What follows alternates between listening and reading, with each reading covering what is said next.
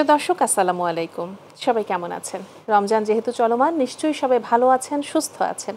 পুরোটা রমজান আপনার সুস্থতার মধ্য দিয়ে কাটুক এই প্রত্যাশা রেখে শুরু করছি পূর্বাচল হাভেলি সিটি নিবেদিত রমজানে কর্মজীবী নারী। মূলত এই অনুষ্ঠানে একজন কর্মজীবী নারী থাকেন যিনি তার সমাজ, সংসার, পরিবার সামলে কিভাবে নিজেকে সুস্বাস্থ্য এবং সুসংগঠিত রেখেছেন সে গল্পই আমরা শুনে থাকি। আজও আমার অনুষ্ঠানে একজন কর্মজীবী নারী রয়েছেন যিনি আমার দৃষ্টিতে কিছুটা ব্যতিক্রমী। চলুন আমরা কথা বলি তার সঙ্গে। তার আগে জেনে নিচ্ছি আমি উম্মে সাবেরিনা পুরো অনুষ্ঠান জুড়ে থাকছি আপনাদের সঙ্গে। চলুন পরিচিত হই আজকের অতিথির সাথে। আপা আসসালামু আলাইকুম। ওয়ালাইকুম সালাম। কেমন আছেন আপনি? জি ভালো, আপনি ভালো আছেন? জি আমি ভালো আছি। আপনি তো একজন ফুটবলার। আমি চাইবো আপনার পরিচয়টা আপনি নিজেই আমার দর্শকদের উদ্দেশ্যে দেন। আমি রিহানা পারভিন। আমি বাংলাদেশের 3টি ইভেন্টে international player, handball, football, kabaddi. আর আমি ওয়ার্ল্ড কাপে গিয়েছি কাবাডিতে টিম ম্যানেজার হিসেবে। আমি বাংলাদেশে প্রথম মেয়ে এফসিসি লাইসেন্সধারী। খেলাধুলার সঙ্গে জড়িত, ছোটোবেলা থেকেই খেলাধুলা করি, স্কুল জীবন থেকে। যখন আমি ক্লাস 3-তে পড়ি তখন থেকে খেলাধুলা আদবদি পর্যন্ত। এখন খেলা ছাড়িনি, কিন্তু খেলছি না, বাট এখন কর্মকর্তা বা কোচ হিসাবে দায়িত্বে আছি। আর পাশাপাশি আমার একটা এনজিও আছে, সেটার আমি বোর্ড অফ ডিরেক্টর হিসাবে কাজ করছি। আমার সুবিধাবঞ্চিত ছেলে মেয়ে দিয়ে কাজ করি। গত রমজানও তাদের সঙ্গে কাজ করেছি, একসঙ্গে ইফতারি করেছিলাম। দারুণ, আমি এটা খুব স্বাচ্ছন্দ্য বোধ করি। আমি খুবই লাকি আজকে আপনাকে পেয়ে। আমি অনেক কথা শুনতে চাই আপনার কাছ থেকে, কারণ আমার এই অনুষ্ঠানে এই পর্যন্ত প্রথম নারী আপনি যিনি একজন ফুটবলার এবং সংগঠক, সেই সঙ্গে আপনি একটি ইনস্টিটিউশন চালাচ্ছেন। সবটা নিয়ে কথা বলবো। আপা, যেহেতু রমজান চলমান, শুরুতেই যদি একটু জানতে চাই রমজানে আপনার শুরুটা কিভাবে হয়, সকালের শুরুটা বা দিনের শুরুটা? আসলে আমি রোজা থাকি, রোজাটা আমার করতে হয় অবশ্যই। যেহেতু আমাদের সেহরি খাওয়ার একটা সময় আছে, সেহরিটা আমরা খাই এবং রোজা থাকি সারাদিনে, কিন্তু কোনো ক্লান্তি বোধ লাগে না। কিন্তু দেখা গেল যে আমি সকালবেলা করে আমি ওয়ার্ক করতাম, কিন্তু এখন আর সকালবেলা করে ওয়ার্ক করি না। আমি কিন্তু ইফতারির পরেই আমি সেই ওয়ার্কটা করি। আর বুঝতেই পারছেন আমি এখনো সিঙ্গেল, আমি এখনো ওই পর্যায়ে এখনো যাইনি। আর ওই যে টুকটাক এটা সেটা করতেই আমার যায় যে বেলাটা এইভাবেই কেটে যায়। তবে আমি খুব সতেজ স্বাচ্ছন্দ্য থাকার চেষ্টা করি আর নিজেকে ফিট রাখার চেষ্টা করি। যে শুধু যে রমজান হলে, এই বিষয়টা নিয়ে আজকে বেশি কথা বলবো, যেহেতু আপনি একজন নারী খেলোয়াড়। অবশ্যই আমার নারীদের জানা দরকার আসলে নিজেকে ফিট রাখার জন্য, সুস্থ রাখার জন্য আপনি কি কি খাদ্যাভ্যাস মেনটেন করেন বা শরীরচর্চা বিষয়ে আমরা একটু পরে যাই। এই সেহরিতে বা ইফতারে, রমজানে আপনি সেহরিতে কি নিচ্ছেন বা ইফতারে কি নিচ্ছেন? আমি সেহরিতে সত্যি একটা লাইট খাবারগুলো খাই, যেমন হালকা খাবারগুলো, মানে মাছ বা বিফ যে কোনো খাবার খাই না কেন, খুব মশলা কম খাবারগুলো খাই। কারণ মশলা যদি খাবার খাই সারাদিন আমার সেরকম একটা প্রবলেম হয় আমার ইয়েটা। কিন্তু আমি যাতে হালকা খাবারটা আমি সেহরিতে খাওয়ার চেষ্টা করি এবং আমি ওটা খাই। বিশেষ করে মানে লাগে যে ঘুম থেকে তো উঠতেই আমার একটা কষ্ট লেগে যায়, অত ডাকতেই আমি ঘুম থেকে উঠে যাই। প্র্যাকটিসের জন্য খুব ভোরে উঠতে হতো, তাই না? তখন ভীষণ ভোরে, কিন্তু অন্ধকার থাকতে উঠতে হতো।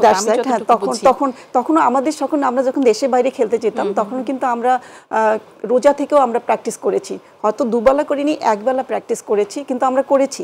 কিন্তু আমরা প্র্যাকটিসগুলো আসলে করেছি তখন কিন্তু আমাদের মনে হয়নি, কারণ আমরা মাথার মধ্যে রেখে দিয়েছিলাম যে আমাদের প্র্যাকটিস করতে হবে। কিন্তু আমাদের কোনো, যে অনেকে বলে যে ওরা খেলোয়াড় তো ওই জন্য মনে হয় ওরা ইয়ে করতে পারছে, অভ্যস্ত নিতে পারছে। কিন্তু আসলে না, সবাই এটা নিতে পারে, আপনিও নিতে পারবেন। যেমন একজন মহিলা, যেমন তার পারিবারিকটা, সে জব করে এসে সেহরি করছে, ইফতারি করছে। তো আমরা যখন খেলেছি তখন কিন্তু আমরা ওইটা মনেই করিনি। আমাদের মনে হচ্ছে যে না, আমাদের এটা পার্ট, আমরা প্র্যাকটিস করেও আমরা রোজা করতে পারি, আমরা করেছি। এখনো কিন্তু রানিং প্লেয়ার আছে, কাবাডির মেয়েরা আছে ক্যাম্পে, তারপরে ফুটবলের মেয়েরা ক্যাম্পে আছে, ওরাও কিন্তু একবেলা প্র্যাকটিস করছে, বাট ওরা কিন্তু রোজাও আছে। হ্যাঁ, মানে বয়স অনুযায়ী কেউ থাকতে পারছে হয়তো কিছুদিন, আর কিছু থাকতে পারছে না, কিন্তু তারা কিন্তু রোজা করছে এবং তারা সেই মানে রোজা থেকে প্র্যাকটিস করছে। তো আমার মনে হয় যে এটা রেখা যাওয়া যায়, যে আমরা নিতে পারি। আপনি এই যে খেলাধুলা করছেন, পাশাপাশি সংগঠন করছেন, আপনি বললেন ট্রেনিং করাচ্ছেন, তো এই যে এত কিছুর মধ্যে পরিবারও সামলাচ্ছেন, বাবা মার সাপোর্ট কেমন বা সবচেয়ে বেশি সাপোর্ট কার যদি জানতে চাই?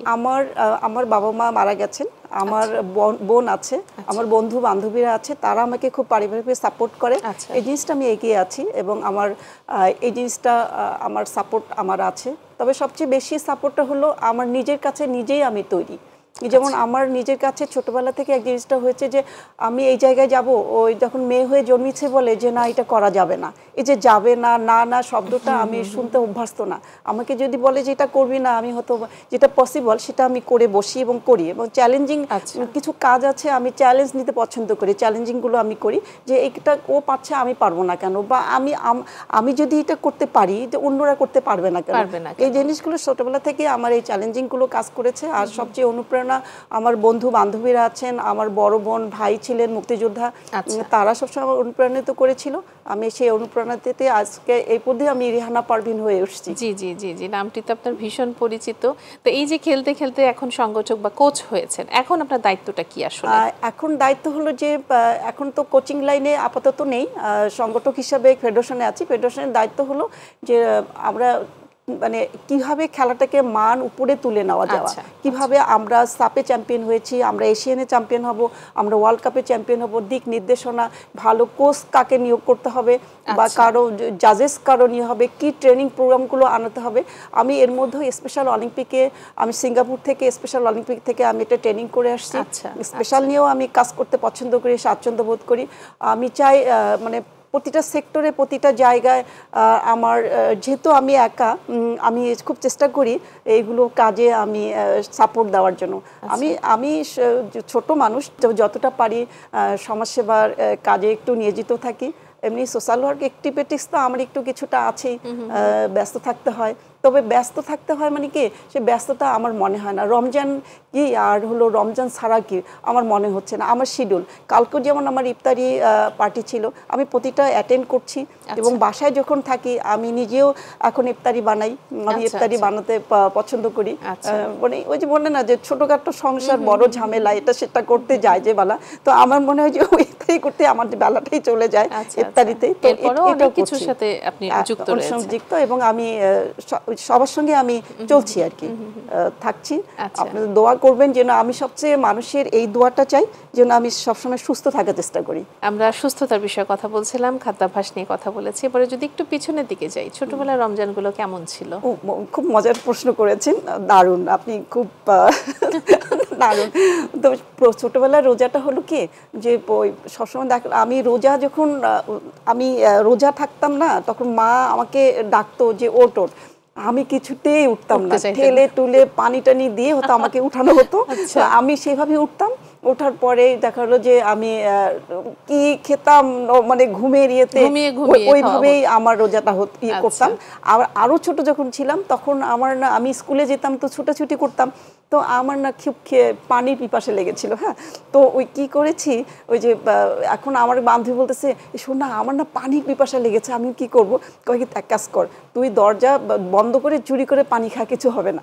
আমার এরকম একটা ঘটনা আছে, আমি দরজা বন্ধ করে চুরি করে পানি খেয়েছিলাম। হ্যাঁ, পানি খেয়েছিলাম। পরে তখন মা তো জানতো না, শুধু পানি পিপাসা, এমনি ক্ষুধা লাগতো না। তো মা আসে বাসায়, তো আমি সে কি সুন্দর টেবিলে বসে আবার ইফতারি খাচ্ছি, বাট আমি কিন্তু তখন ওই পানির ওইটা খেয়ে ফেলেছিলাম। আর ছোট আবার আরেকটা সময় ছিল যে আমি যখন রোজার ওই যে ভোরবেলা যখন দেখালো যে ইয়ে হয়ে গেছে, মানে আজান দিয়ে দিয়েছে, তারপর অন্ধকার, তারপরে উঠে খেতাম, খেয়ে কই কি যে না আমার এটা রোজা হবে, কিন্তু আমার বুঝতাম না। হ্যাঁ, কিন্তু ভাবতাম যে এটা মানে আমার রোজা হবে। তো এরকম করে মাঝে মাঝে এগুলো কিছু স্মৃতি আছে আমার ইয়েতেই। তখন খেলাধুলাও করতাম, কিন্তু ওই বুঝতে পারতাম, মানে আমি বুঝতে চাচ্ছি যে আমার মানে রোজা থাকলে যে মানুষের কষ্ট হয়, সেই জিনিসটা আমার ছোটবেলা থেকে এই বেলা পর্যন্ত আমি সেই কষ্টটা অনুভব করতে পারছি না। কষ্ট নেই মনে হয়। তো আমাকে অনেক বান্ধবীরা বলে কি তুই কি ইয়া নাকি রে, আমি কি রে, তা কি যে তোর খিদাও লাগে না, পানিও ইয়া লাগে না, না তো আমার তো লাগে না, কি খেলোয়াড়ই হয় ভালো, আর আমার তো দেখছি একটুতেই আমার পানি পিপাসা লাগছে, বা আমি উইকনেস হচ্ছি, বা আমি কয়েকটা কথা সূত্র ধরে আমি যদি একটু জানতে চাই, আর সত্যি আমাদের অনেক মানুষের মধ্যে আমি দেখেছি এরকম একটা ধারণা আছে, খেলোয়াড়রা মানে এক্সট্রা অনেক কিছুর অধিকারী, তাদেরকে মনে হয় আল্লাহ প্রদত্ত তো একটা ব্যাপার থাকেই, তা না হলে এত এনার্জি আসে কোথা থেকে। কিন্তু আমাদের যেন মনেই হয় যে অনেক শক্তিশালী, অনেক সুস্বাস্থ্যের অধিকারিণী, এবং আমার মানে নরমাল মানুষের চাইতে তারা অনেক বেশি এনার্জেটিক। আপা যে আল্লাহ প্রদত্ত এটা ঠিক আছে, কিন্তু তারপরেও যে আপনি প্রথমেই বললাম না যে আমাদেরকে মেনে নেওয়া, আর দ্বিতীয়ত হচ্ছে যে আমার মাইন্ড সেট আপ, যে আমি ভোরবেলা হেঁটেছি, এখন রমজানে আমি ইফতারি পর হাঁটছি, তো আমার ইফতারি পর যখন হাঁটতে হচ্ছে, তো আমি তো আমার স্টেমিনারটা আমি নিচ্ছি। আপনি যত হাঁটবেন, যত সুস্বাদু খাবার খেবেন, এমনিতে আপনার ফিটনেসটা ভালো থাকবে। এখন অনেকে আছে যে সন্ধ্যার ইফতারি করার পর তারা শুয়ে পড়ে বা তাদের ক্লান্ত লাগে, যেমন অনেক ভাইয়ারা আছেন, অনেকে আপারাও আছেন যে তারা তারাবি পড়ে, ওইটা ক্লান্ত বোধ করে, এরকম সবগুলোতেই আছে। কিন্তু আমার তো মনে হয় যে আমার ক্লান্ত দিকটা আমার কাছে মনেই হয় না, মানে পুরোটাই আসলে মাইন্ডসেটের ব্যাপার। আপনার কথা থেকে আমি যতটুকু ফিটনেসও দরকার আছে, আপনাকে হাঁটতে হবে, কারণ না হাঁটলে তো আমি যদি একদিন দুই দিন যদি মনে হয় যে হাঁটবো না, তখন আমার শরীরটা এমনি খারাপ লাগে যে হাঁটলাম না আজকে, মানে প্রবলেম হচ্ছে কেন। পর যখন আমি আর পরের দিন হাঁটতে যাই, তখন আমি মনে করি নিজেকে ফিট রাখি। তা আমি মনে করি প্রতিটা মানুষের রোজা আর রোজা ছাড়া কোনো কথা না, প্রতিটা মানুষের যেন সুস্থ থাকার জন্য, রোগ ব্যাধি থেকে দূরে থাকার জন্য, প্রতিটা মানুষ জন্য একটা 1 ঘন্টার জন্য হলো, যদি কেউ 40 মিনিট 1 ঘন্টার জন্য যদি একটা জায়গা করে নেয়, সময় করে নেয় যে আমি এই সময়টুকু আমি হাঁটবো, বা সন্ধ্যা হোক, রাত হোক, বা ভোরেই হোক, যখনই আমার মনে হয় যে একটা মানুষ সুস্থ থাকতে পারে। আর খাদ্যাভ্যাসটা আসলে কেমন হওয়া দরকার রমজান ছাড়াও? নরমাল ডেতে আসলে নরমাল ছাড়া আমরা একটু আপনার মতন কেউ যদি ফিট থাকতে চায়, ফিট আসলে আপনি কি খাদ্যাভ্যাস ফলো করেন? খাদ্যাভ্যাসটা আমি আপনাকে বলছি, খাদ্যাভ্যাসটা দুটো কারণে হয়। একটা হলো যে আমি যখন খুব হার্ড টাইম প্র্যাকটিস করব, তখন আমার খাদ্যাভ্যাসটা বাড়িয়ে দেই। আমি যখন লংটা মানে শর্ট প্র্যাকটিস বা শর্ট আমি হাঁটবো বা একটু স্বাভাবিক জীবনযাপন করবো, তখন আমার খাদ্যাভ্যাসটা কমিয়ে দেই। যেমন আমি যখন ন্যাশনাল ক্যাম্পে ছিলাম, আমরা যখন দেশের বাইরে খেলতে যাব, তখন কিন্তু আমাদের সকালে 2টো ডিম, আর তারপরে রুটি, 4-5টা সবজি, এবং যা আমরা সকালবেলা খেয়ে নিতাম, এটা সকালবেলা। তারপরে সকালে খালি পেটে তো আমরা ছোলা, তারপর হলো যে ভেজা থাকে, সেগুলো আমরা খেয়ে মাঠে চলে যেতাম। তারপর হলো প্র্যাকটিস করে এসে আমাদের এগুলো ডাইটিংয়ে আমরা রুটি খেতাম 8-10টা করে, তারপরে হলো 2টা করে ডিম, তারপরে সবজি যা আছে এগুলো খেয়ে ফেলতাম। তারপরে দুপুর ঠিক ওই শিডিউলে আমরা তখন 12টা বেজে যায়, আমরা যখন প্র্যাকটিস করে গোসল করে যখন আমরা ডাইনিংয়ে আসি, তখন আমাদের হয়তো দুপুরে কোনো বিফ থাকে, চিকেন থাকে, সবজি থাকে, ডাল থাকে, আমরা এগুলো খাবার স্বাচ্ছন্দ্য বোধ করি। এবং তারপর একটা ফ্রুটস থাকে আমাদের। পর আবার বিকালে আমরা প্র্যাকটিস করার পর আমাদের হয়তো স্যুপ, নুডলস, তারপরে আবার ডিম, এরকম আমাদের সবসময় খাবারগুলো থাকতে হয়। এবং আমাদের ওখানে ডক্টররা আমাদের উপরে যে আমাদের ব্লাডের উপরে আমাদের করতেন, টেস্ট করতেন যে আমরা আমাদের আয়রনের ঘাটতি কতটুকু, হ্যাঁ, এই এসে তখন ডাক্তাররা দিল যে কিছু কিছু প্লেয়ারদেরকে আয়রনের ঘাটতিটা পেতো, তাদেরকে বিফ বর্ণন্য খাবার আরও সাজেস্ট করতো যে আয়রনের পূরণ হয়। তখন আমরা এই খাবারগুলোর শিডিউল আমরা মেনটেন করছি। এখন যখন আমি প্র্যাকটিস করছি না, যেমন হাঁটছি, এখন আমার নর্মালি খাবার, যেমন আমার রমজানে যেমন আমরা ইফতারিতে হালকা খাবারটা খাচ্ছি, যেমন ফ্রুটসটা আমি বেশি রাখি, যে আমাদের ফ্রুটসটা বেশি খেতে হয়। শরবত তো থাকবেই, জুস টুস আর ফ্রুটসটা এগুলো আমরা, সোলা টোলা এগুলো, এবং বুন্দ্রিটা যেটা আছে আমার খুব পছন্দ। এই বুন্দ্রিটা আমি মনে যে খাবার টেবিলে আমার থাকতেই হবে, এই বুন্দ্রিটা আমিও পছন্দ করি। ফলটা আমি একটু রাখি। তারপর হলো যে একটু করার পর আমি যখন হেঁটে আসি, হাঁটা করার পরেই গিয়ে নামাজ পড়ে, তারপরে রাতে হালকা খাবারটা সেটা হলো মাছ, খুব মশলা ছাড়া মাছ যাতে ইয়ে হয়, সবজি জাতীয় সবজি আর মাছটা বেশি প্রেফার করি। আর খুব ঝাল টাল এই মুহূর্তে খেতে চাচ্ছি না, বিশেষ করে রমজানে। আমার মনে হালকা খাবারেই আমাদের শরীরের জন্য মান এবং ভালো, সারাদিনটা আপনার জন্য ভালো কাটবে। আর যদি একটু খাবার একটু প্রবলেম হয়, তখন সারাদিন আমাদের ডাইজেস্টিভটা সমস্যা হয়ে যায়, যে এটা গ্যাস ফর্ম হচ্ছে। তারপরও আমি অনেক সময় দেখা যায় আমি যখন দাওয়াতে যাই, দাওয়াতে তো বা অনেক ইয়েতে থাকে, কিন্তু সেখানে তো আমার বাড়ির মতো খাবার নেই, কিন্তু সেগুলো খাবারও আমার অ্যাডজাস্ট, কিন্তু আমার না কোনো কিছু হয় না, সুস্থ আছি, ভালো আছি। সুস্থতার জন্য কি প্রয়োজন এবং আমাদেরও কি প্রয়োজন আপনার কাছ থেকে নিশ্চয়ই তারা জেনেছেন। আপা, অনুষ্ঠানের একদম শেষ প্রান্তে যদি আমার নারী দর্শকদের উদ্দেশ্যে আপনার কিছু বলার থাকে। ধন্যবাদ আপনাদের মাই টিভিতে আমাকে আমন্ত্রণ করার জন্য। সত্যি আমি একটা রমজানের এটা অনুষ্ঠান করেছেন, চমৎকার, আমার ভালো লাগলো। অনেক অনেক অনেক শুভকামনা। অনেক ধন্যবাদ আপা, এত ব্যস্ততার মধ্যেও এসেছেন, আমাদের সঙ্গে কথা বলেছেন। নিশ্চয়ই আবারও অন্য কোনো অনুষ্ঠানে আপনার সঙ্গে দেখা হবে। থ্যাংক ইউ আপা। সুপ্রিয় দর্শক, কথা বলছিলাম অতিথির সঙ্গে, নিশ্চয়ই আপনারা শুনেছেন এবং এর থেকে কিছু কথা আপনাদের নিশ্চয়ই প্রাত্যহিক জীবনে বেশ উপকারে আসবে, সেই সাথে রমজানে তো আসবেই। যদি আপনাদের উপকারে এসে থাকে তাহলেই অনুষ্ঠানের সার্থকতা। আবারও দেখা হবে আগামীকাল একই অনুষ্ঠানে একই সময়ে অন্য কোনো অতিথিকে সাথে নিয়ে। সে পর্যন্ত আপনারা সবাই সুস্থ থাকুন, ভালো থাকুন এবং মাই টিভির সাথেই থাকুন। বিদায় নিচ্ছি আমি উম্মে সাবরিনা। আল্লাহ হাফেজ।